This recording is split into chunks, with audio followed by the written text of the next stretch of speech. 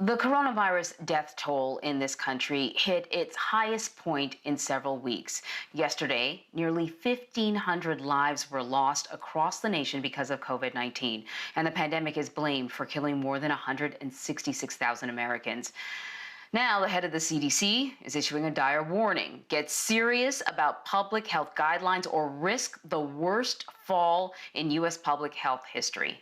So, Dr. Shoshana Ungerleider is going to be joining us now to talk a little bit more about the major medical news surrounding COVID-19. You are an internal medicine physician in San Francisco. So, the first thing that I want to ask you about, doctor, is we are seeing the rates of new cases sort of going down. But the thing about statistics is you have to kind of put them in context. And we're also hearing that some testing may be faltering because, of a lack of equipment or certain elements. So what are we to make of the number of cases falling?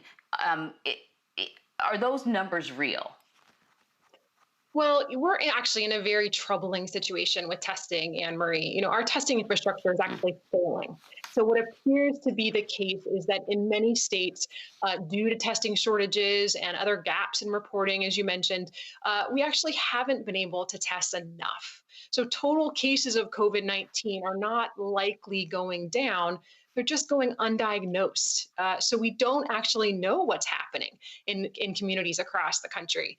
Without testing, we're essentially flying blind. And for a nation like the United States to be now 6 months into this pandemic, and we still don't have enough tests, the results right, are taking up to 2 weeks to come back. We essentially can't figure out if the virus is getting better or worse.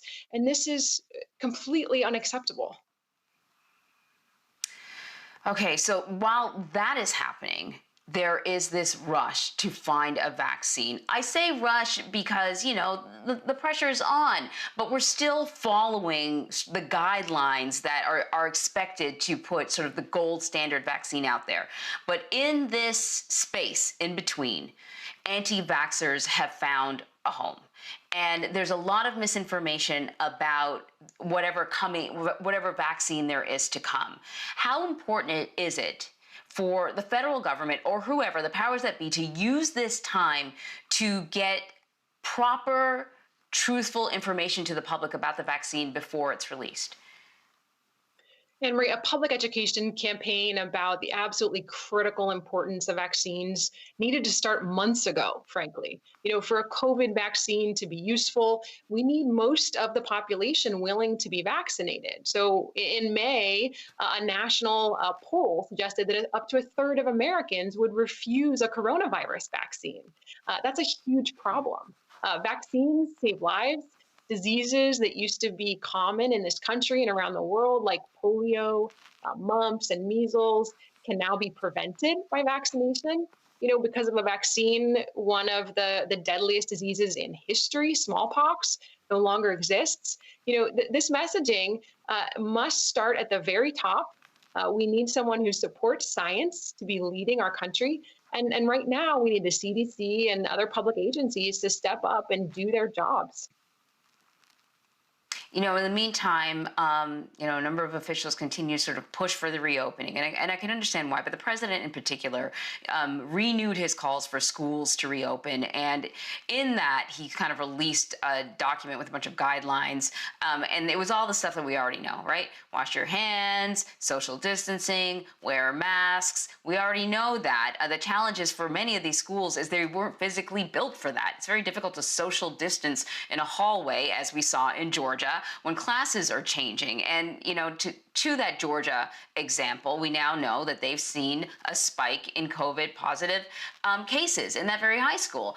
And so I want to ask you, just in moving forward, what rules do you think schools need to implement to ensure that they can at least coexist safely with COVID-19, because it's going to be around? And are these rules enforceable? Well, Anne Marie, I think first and foremost, I want to say that Congress needs to provide the federal resources to ensure that funding does not stand in the way of safely educating children in our schools.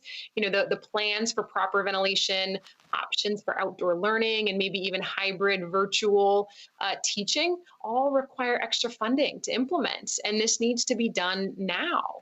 And first and foremost, right, we want to do everything we can to avoid outbreaks in the first place.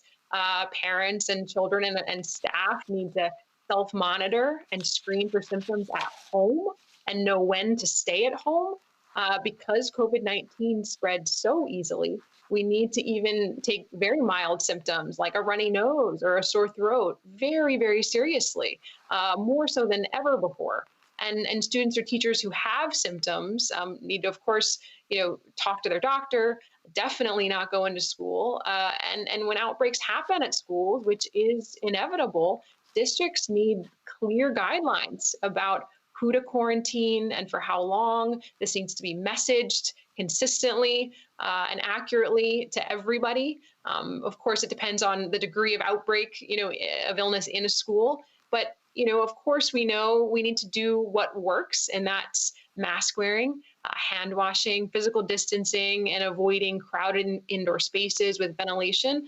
These are really key to keeping students and teachers safe. But, as we're seeing across the country, many schools are reopening and then having to shut back down because we don't have Hmm. the adequate precautions in place, the adequate funding in order to make schools safe this year. All right, you got to put your money where your mouth is. If you want safer schools, you got to help those schools pay for that. A lot of schools can't even pay for books. So how are they going to pay for masks too? Dr. Ungerleider, thank you so much. Thank you.